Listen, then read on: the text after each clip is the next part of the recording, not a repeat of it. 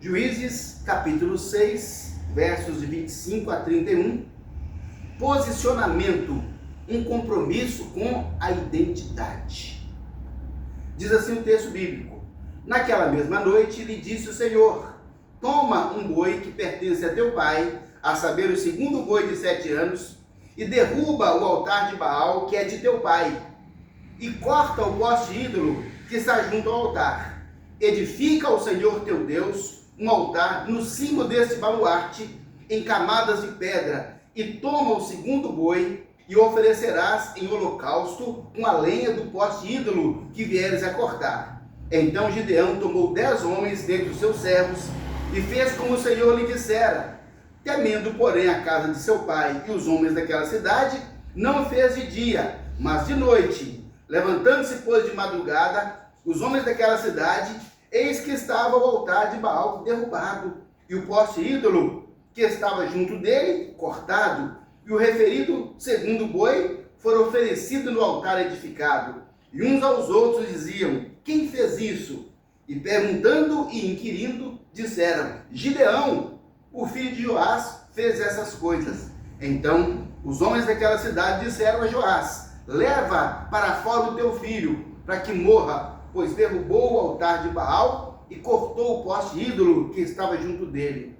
Porém Joás disse a todos os que se puseram contra ele: contendereis vós por Baal? Livrá-lo-ei vós? Qualquer que por ele contender, ainda esta manhã será morto. Se ele é Deus, que por si mesmo contenda, pois derrubaram o seu altar. Posicionamento, um compromisso com a identidade. Interessante que depois que Deus conversou com Gideão e o chamou para libertar Israel das 3 nações que os oprimiam, Deus deu a ele uma incumbência. E essa incumbência, ela está ligada diretamente à identidade. Quem é você? Quem somos nós?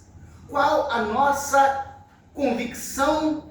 Qual a nossa lealdade com aquele a quem nós servimos? É uma questão de identidade. Nós não podemos perder de forma alguma a identidade de que quem sou eu? Quem somos nós? Quem é o Deus a quem nós servimos? É uma questão de nós sermos reconhecidos. A identidade nos faz ser reconhecidos como aquilo que nós somos. E agora, olha que Deus falou a Gideão: edifique um altar ao Senhor teu Deus. Veja só, que já havia então um ajustamento de Gideão a Deus. Edifica um altar ao teu Deus. Não é mais a Baal, é o teu Deus, porque Gideão reconheceu que ele só poderia ter um Deus, e que esse Deus era o Senhor Todo-Poderoso, era Elohim, era o Senhor, o Criador de todas as coisas. E então Deus o coloca diante de uma situação complexa, porque, meus irmãos, assumir a identidade de cristão implica tantas vezes em deixar qualquer outra identificação. Por isso ele falou: derruba o altar, corta o poste ídolo, porque isso não é mais a sua identidade. Sabe, meus irmãos? E aí nós vamos ver que Deus escolheu Gideão para essa missão. Gideão, meus irmãos, ele foi um escolhido, não foi simplesmente alguém que é chamado, porque a Bíblia fala que muitos são chamados, ou podemos até dizer que todos são chamados, mas poucos são escolhidos. E Gideão foi escolhido. Deus escolheu Gideão para a missão de libertar o povo. Veja só, principalmente porque Gideão tinha uma disposição incondicional de obedecer ao Senhor. O que Deus viu em Gideão? Se em Israel havia muitos homens, milhares, centenas de milhares, sabe o que atrai a atenção de Deus? É a nossa disposição de obedecer. Amém. Foi isso. Deus olhou para o coração de Gideão, Deus olhou para aquela nação inteira E Deus procura um homem cujo coração fosse um coração disposto a obedecê-lo. Esse é um dos principais fatores que move a mão de Deus em nossa direção. Quer a mão de Deus em sua direção, a seu favor? Demonstre, apresente um coração, tenha um coração disposto a obedecê-lo. Foi isso que atraiu a atenção de Gideão. Estar totalmente disposto e aberto a obedecer a Deus em tudo que Ele mandar. Certamente isso vai atrair a mão de Deus e o anjo de Deus em nossa direção. Se nós queremos atrair a atenção de Deus, Senhor, eu estou pronto para obedecer. Se nós olharmos Davi, Deus fez uma observação sobre Davi. Deus falou assim sobre Davi, que Davi foi um homem que fez tudo quanto ele mandou. Ele fez uma referência, um destaque a Davi, que Davi era um homem que tinha um coração pronto para obedecer, para fazer tudo o que ele mandou. Sabe, meus irmãos, e aí que eu fico pensando em nós, diante de Gideão, diante de Davi, meus irmãos, disposição de obedecer.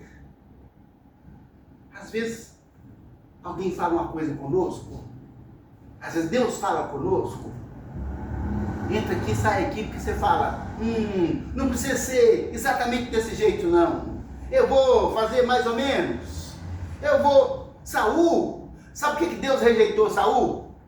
Saul, você não fez o que eu mandei, Saul.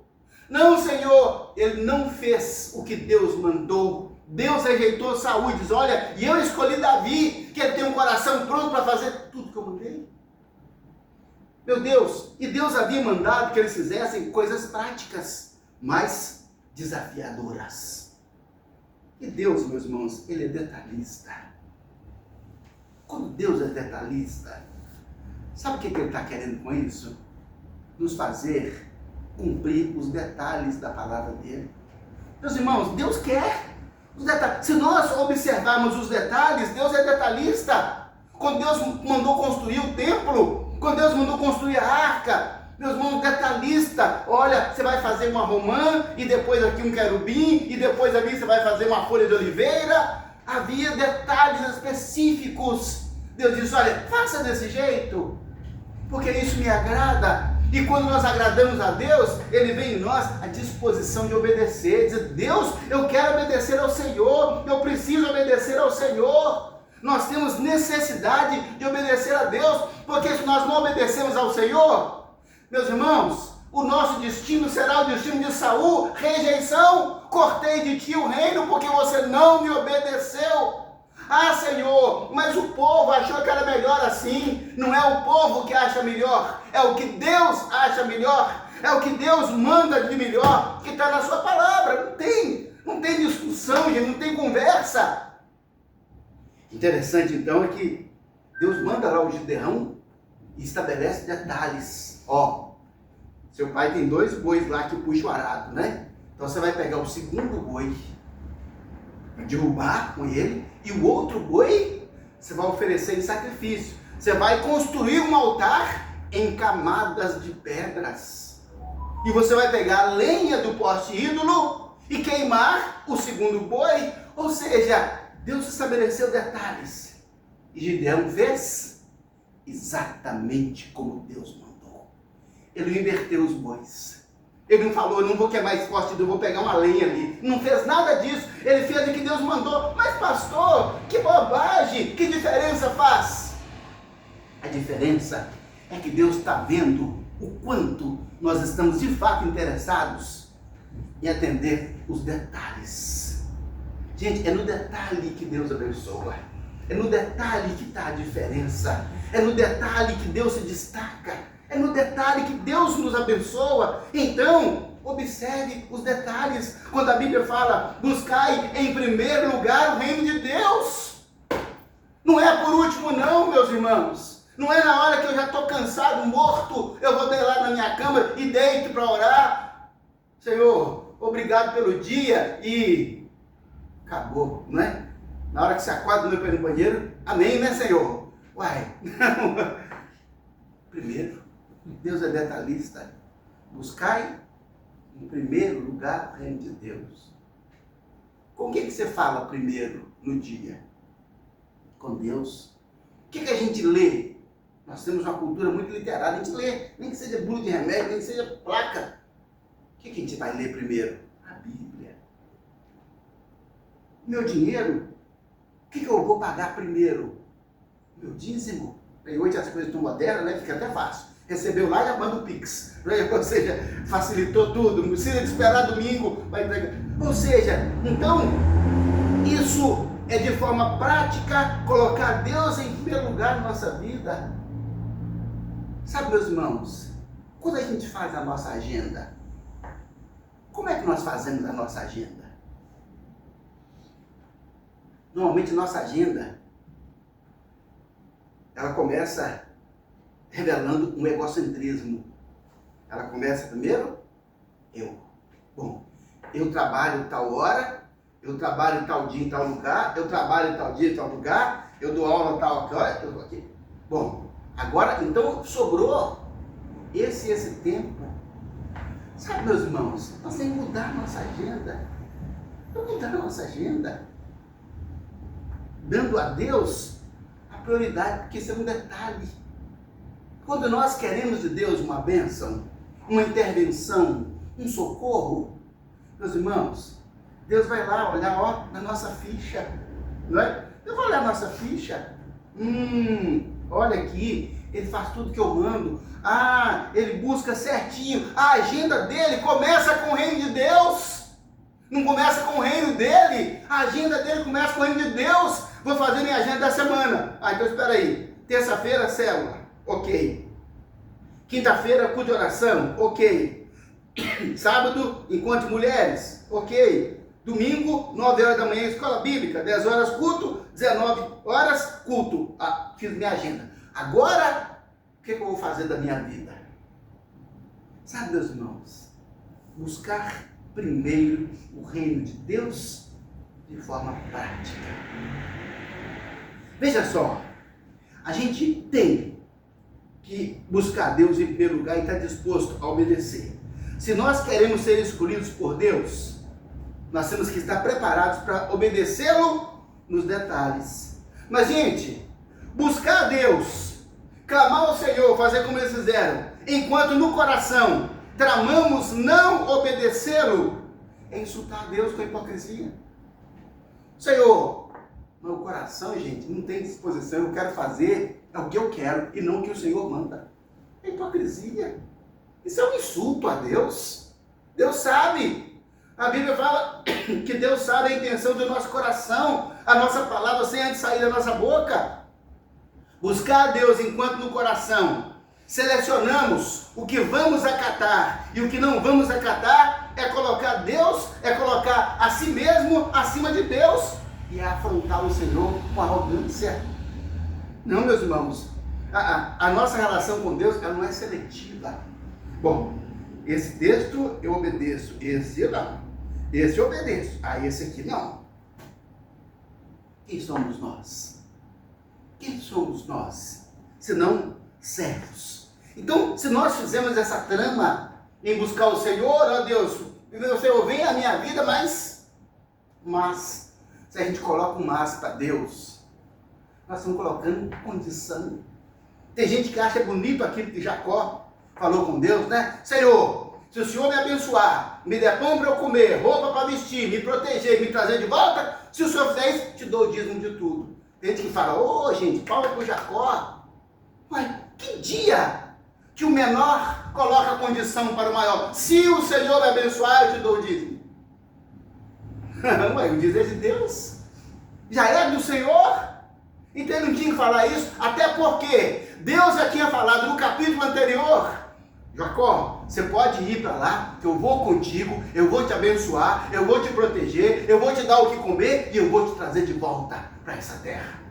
Deus já tinha falado. Aí depois veio o Jacó, Senhor, se o Senhor fizer isso e aquilo outro, se o Senhor fizer, meu Deus, vai colocar condição para Deus? O menor não diz, se o Senhor fizer isso, o Senhor, não, ele que vai dizer, se você fizer, nação, eu vou te abençoar se você se enquadrar. Por isso que em Deuteronômio 28, bênção e maldição, está lá. Se atentamente, se fizer aquilo, Deus pode colocar condição. Ele é Deus. Mas quem somos nós para colocarmos condição para Deus? Mas na experiência de Gideão, nós temos alguns princípios interessantes que eu selecionei para nós discutirmos sobre ele. Veja só, na experiência de Gideão nós aprendemos que tirar o altar de Baal é o princípio da libertação. O povo precisava de libertação. Por onde começou? Tirando fora o Baal. Veremos que cada um dará conta de si mesmo a Deus. Porque o Gideão não era mais um menino para acompanhar o pai naquilo que fazia. Ele agora era adulto. Ele agora podia decidir não mais servir a Baal. Vamos aprender que construir um altar é posicionamento com a identidade divina. Construir um altar.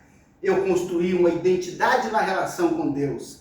Vamos entender que a obediência atrai a oposição dos desobedientes. Atrai. Quando você se posicionar perante Deus em obediência, vai haver oposição. Mas nós vamos aprender também que a obediência, ela atrai aliados poderosos. Porque quando o povo falou, vamos matar o Gideão, o pai dele, que era dono do altar de Baal, falou, se vocês levantar a mão contra o meu filho, vocês vão morrer ainda hoje de manhã. Baal? É de Baal? Deixa Baal resolver o problema dele, não é Deus? Atraiu um aliado poderoso. E quem enfrentou? Quem encarou? Ninguém. Sabe, queridos? Então, a gente pode sim obedecer a Deus. A gente pode sim levantar um altar para consolidar o nosso posicionamento, a nossa identidade como servo de Deus. E ainda que haja oposição, haverá oposição, mas Deus levanta aliados. Deus levanta aliados. E, meus irmãos, Deus não vai nos deixar sozinhos. Deus vai levantar aliados que vão nos dar vitória, que vão batalhar conosco na hora da adversidade. Então, tirar o altar de Baal é o princípio da libertação. Como é que começa a libertação do ser humano? Veja bem que a opressão ao redor de Israel era uma opressão política, era militar e era também religiosa. Aqueles povos que vieram, eles tinham essas intenções, e Gideão, bem como todo Israel, precisava da libertação. Mas toda transformação que esperamos ter em nossas vidas começa na esfera espiritual. Por isso que Deus falou com Gideão, falou, Gideão, tira Baal e edifica o Senhor. Sabe por quê, queridos? Porque a libertação começa quando o Senhor é colocado no altar, quando o Senhor é levantado, quando o Senhor é reconhecido como nosso Deus, e não o Baal, e não o Deus falso, e não aquele que não pode. Por isso, para que Israel fosse liberto dos 3 povos que o oprimiam e exploravam, era preciso organizar a vida com Deus. Põe a casa em ordem. Busca primeiro o reino de Deus e a sua justiça, para a gente colocar a casa em ordem. Aí sim, aí nós vamos ver o princípio, a libertação de Deus entrando pela nossa porta, entrando na nossa vida, entrando diante de nós. Isso significa que tirar o altar das nossas vidas, tirar aquele que não é Deus, que quer governar, quer mandar, tirar essa pessoa, tirar esse instrumento, tirar essa divindade, tirar esse culto, tirar essa idolatria, tirar isso, queridos. É o princípio para a gente começar. Então Deus manda tirar. Tira. Sabe por quê, gente? Se a casa estiver ocupada, Deus não entra. Não tem jeito. É curioso que quando nós estudamos sobre o Gadareno, o endemoniado lá da legião, havia uma legião de demônios em uma pessoa, porque o espírito não ocupa lugar no espaço, é outra dimensão. Mas com Deus é diferente. Com Deus é diferente. Quando Deus ocupa um espaço, não cabe outro. Ele não compartilha espaço. Deus não compartilha espaço com nenhuma outra divindade, porque há um só Deus. Há um só Deus. E Jesus Cristo, o Salvador. Veja só, que é preciso então esvaziar. Deus falou com Gideão: Gideão, você quer que eu entre agora como libertador de Israel? Vocês me chamaram, vocês oraram pedindo a intervenção de Deus? Então tira o Baal. Tira o Baal. Meus irmãos, enquanto nós estivermos ocupados com aquilo que não é de Deus, Deus não vai ocupar. Enquanto eu estiver ocupado com a desobediência, Deus não vai trazer para a minha vida a bênção que nós esperamos. Enquanto a gente estiver ocupando a nossa mente com lixo, com entulho, com essas coisas que não trazem nenhuma edificação, meu Deus do céu, há tanto entretenimento hoje que a internet bombardeia o ser humano. Enquanto a nossa mente estiver ocupada com isso, a palavra do Senhor, a Bíblia, continua rasa.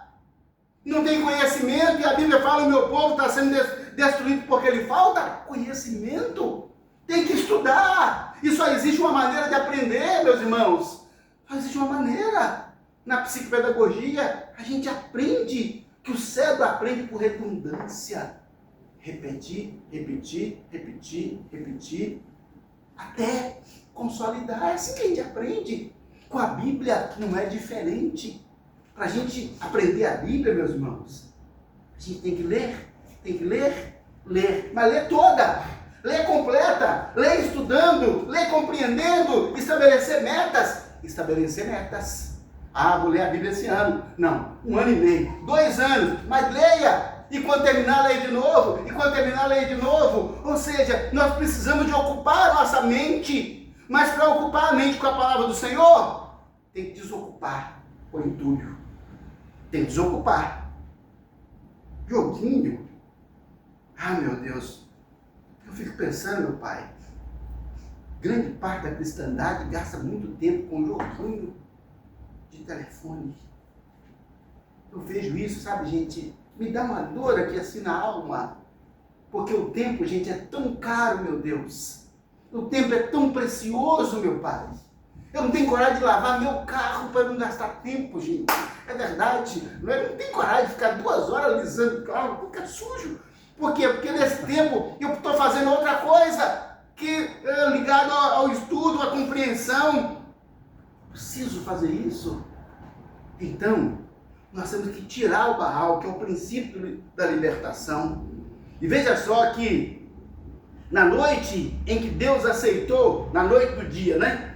O Gideão conversou com Deus, ofereceu uma oferta de sacrifício para ver se realmente era Deus que ele esperava que Deus manifestasse de um jeito, consolidou, e a Bíblia fala então que naquela mesma noite Deus falou com ele: derruba Baal. Queridos, quer dizer que no mesmo dia, imediatamente após o ajuste deles, Deus falou. Deus começou a falar com ele. E a Bíblia fala: naquela noite Deus falou com ele: Gideão, vai lá, corta o poste ídolo, derruba o altar de Baal. Naquela mesma noite, Deus mandou que ele derrubasse o altar de Baal. Quer dizer então que Deus tinha pressa. Não foi na semana seguinte, no mês seguinte, foi no mesmo dia. Deus falou: agora você vai tirar o Baal. No mesmo dia. Quer dizer que Deus tinha pressa em libertar Israel. Quer dizer que Deus tinha pressa em ocupar o espaço dele na vida daquele povo, na vida de Gideão. Meus queridos, Deus é o mesmo ontem, hoje, eternamente. Quer dizer que Deus ainda tem pressa em nos abençoar. Deus tem pressa. Ele quer que nós tiremos o Baal, os Baalins da nossa vida. Ele quer que nós tiremos hoje. Não é semana que vem. Ah, pastor, eu estou ajustando a minha vida. Mas está ajustando tem 1 ano, meu Deus. Está ajustando tem 1 mês aquilo que já podia ter sido feito. Por quê? Porque a gente fica muitas vezes acarinhando as nossas vaidades pecaminosas em vez de tirar da nossa vida.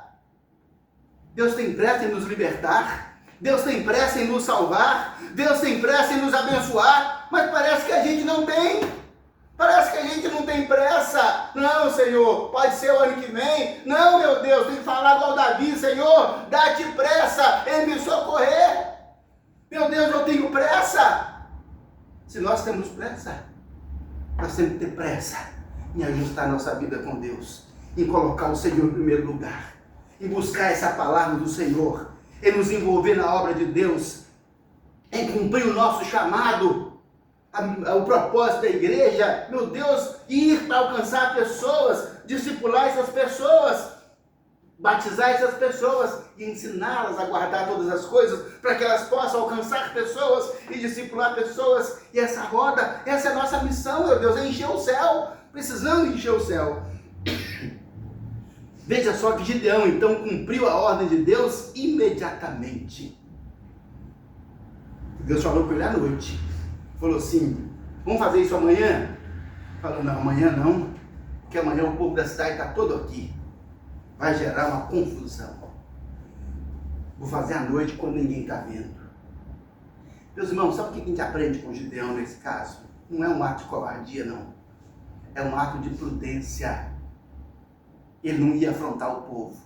Ô, gente, o Baal, ainda que ele fosse um ídolo pagão, conforme Paulo explicou em Coríntios, um demônio, se ele derrubasse aquele poste na frente do povo, estava afrontando o povo. A gente não pode afrontar as pessoas.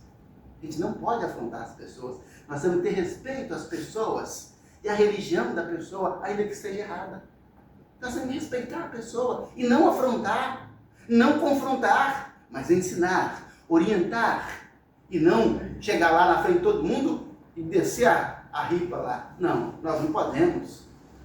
Teve um caso de um pastor, gente, missionário da Junta de Missões Nacionais, ele, lá em Juazeiro do Norte, gente, Padre Cícero não é nada não, foi um tolo, pegou a estátua do Padre Cícero, deu uma martelada, quebrou, o povo linchou o pastor, só não matou porque as autoridades intervieram e impediram. Aí depois ele deu um depoimento no Jornal Batista falando: sofri por amor ao Evangelho. Falei: não, sofreu por a sua tolice, pela sua falta de respeito, e ainda cometeu crime, vilipêndio, cometeu crime. Ele não podia ter feito, era objeto de culto de outro, ele não poderia.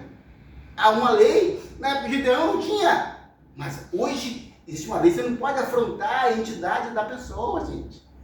É falta de respeito, é afronta, você não pode, nós temos que ser sábios. Você não pode, pastor, mas o que eu faço então, se eu entrei aqui na casa da pessoa e tem má escultura? Meu amigo, nós não estamos aqui para corrigir erro, nós estamos aqui para ensinar a verdade. Nós não corrigimos erro, nós ensinamos a verdade por si só se impõe. Quem convence o homem do pecado, da justiça e do juízo é o Espírito Santo. Nós não somos o Espírito Santo. Ensina a verdade. Não combate erro, não. Ensina a verdade. Veja só que Gideão cumpriu a ordem de Deus imediatamente. Se nós queremos atrair a atenção de Deus pela obediência, nós temos que agir imediatamente, conforme o Senhor determinou que façamos. Aí eu fico pensando, em que nós temos nos demorado em obedecer ao Senhor? O que é que Deus mandou você fazer, deixou claro em sua vida, e você tem postergado, tem adiado, tem prorrogado, tem empurrado com a barriga?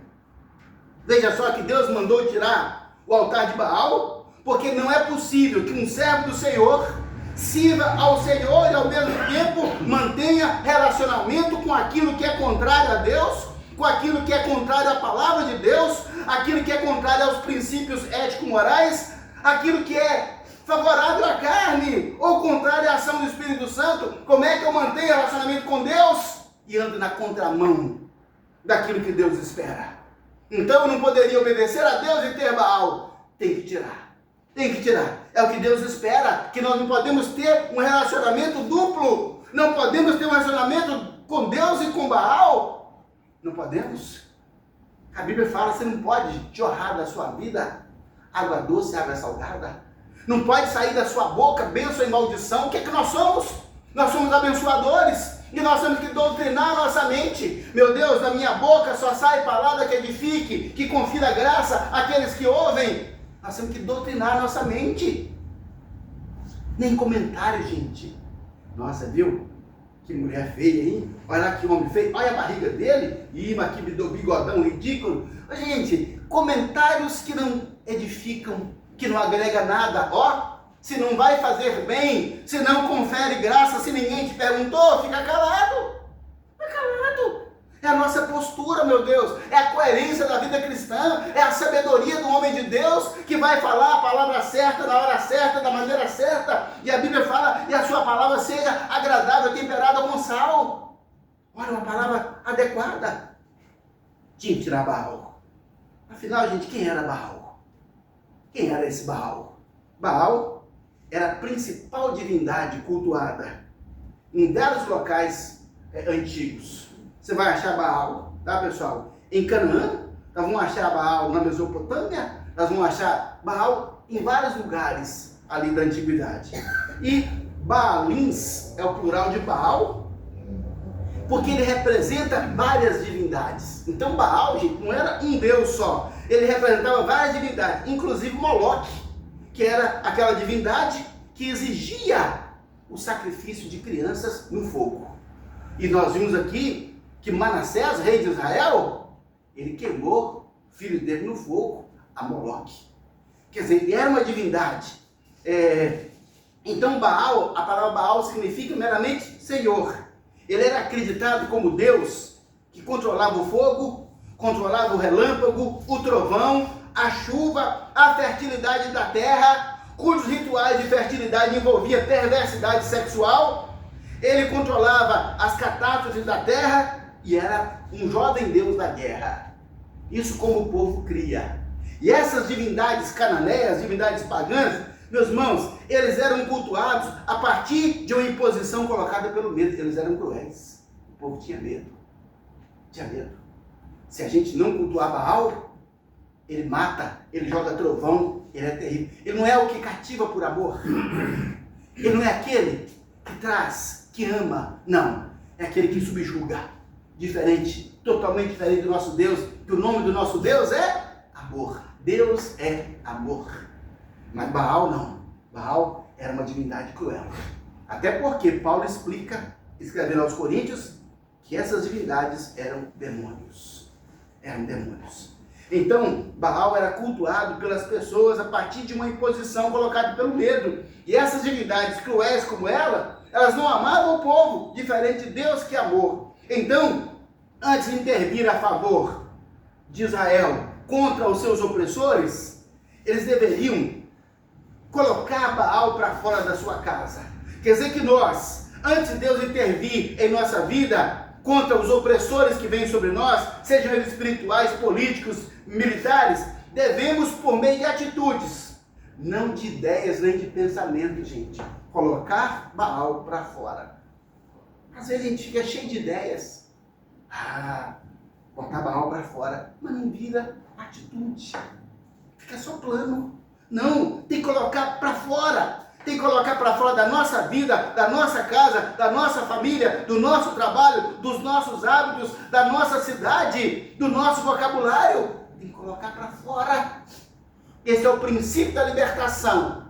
Quando nós tomamos uma atitude que tem tudo a ver com a nossa identidade de cristão, meus irmãos, a mão de Deus vem. Deus fala, agora sim, ele tirou Baal, agora eu posso entrar.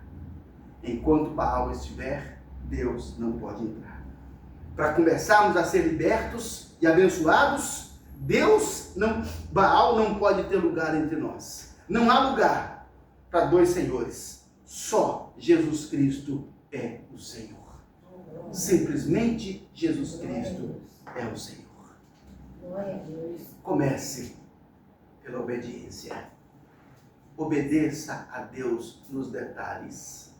Isso vai fazer toda a diferença em nossa vida e vai alcançar os nossos arredores. Vamos orar? Vamos falar com Deus? Vamos pedir o Espírito Santo para falar conosco assim, o que é o Baal na nossa vida? O que tem que ser tirado? O que tem que ser removido? O que eu não obedeci a Deus ou obedeci parcialmente? Quais são os detalhes que Deus espera de mim? Vamos orar? Senhor Deus Todo-Poderoso, Deus Criador dos céus e da terra, Deus e Pai do nosso Senhor e Salvador Jesus Cristo, a quem nós servimos de todo o coração, de toda a alma, de toda a força e de todo o entendimento. Senhor, a Ti seja dada a honra, a glória, o louvor e a adoração pelos séculos dos séculos, porque só o Senhor é Deus. Meu Pai, obrigado porque nós somos confrontados pela sua palavra, que nos disciplina, que nos orienta, que nos ensina.